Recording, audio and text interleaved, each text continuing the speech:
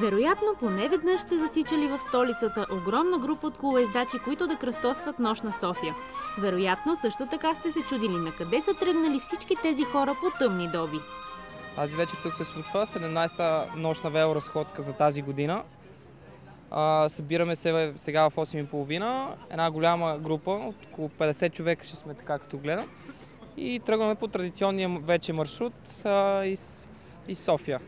Колкото и да не ви се вярва, за много хора София е мечтаната столица, особено нощно време, когато задръстванията са по-малко, а боклуците по-невидими. Въздухът е по-чист, пък и София е много така красива нощно време, има много светлини, които придават страшна красота на сградите, парковете са вече осветени и са също красиви. Хората нямат търпение да дойде четвъртък вечер, за да разпуснат от натоварената седмица.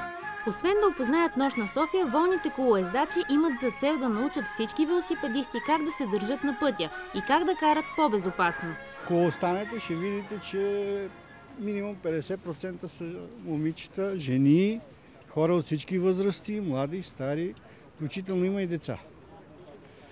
Което е една от нашите грижи, нали, да обучаваме всички хора да карат по правилата, да се съобразяват с закона за движение по пътищата, да караме по улиците, когато пресичаме само на зелен светофар.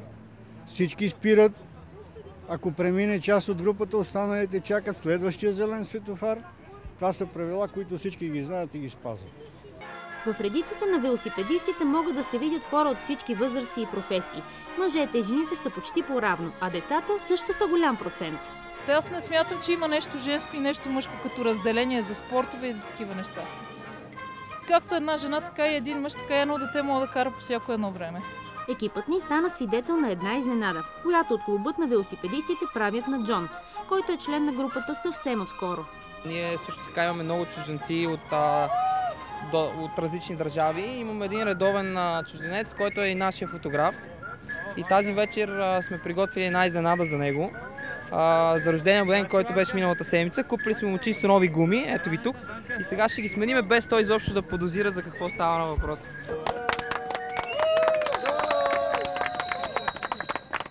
Ако карате колело из нощ на София, не е задължително да имате рожден ден, за да получите подарък.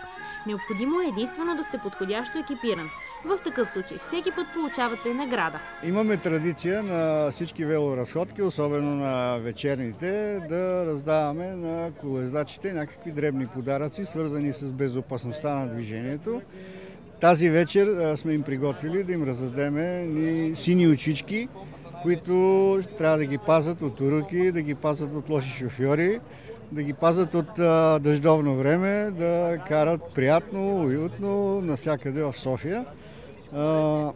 Тези очички, които виждате тук, това усмихнато личице, то е светлоотразително, вижда се отдалече. Препоръчваме на всички да си слагат такива неща, да се виждат от шофьорите за тяхната безопасност. А за момиченцата има и такива? За момиченцата има сърчица, които също се лепят и нашето момиче получава едно.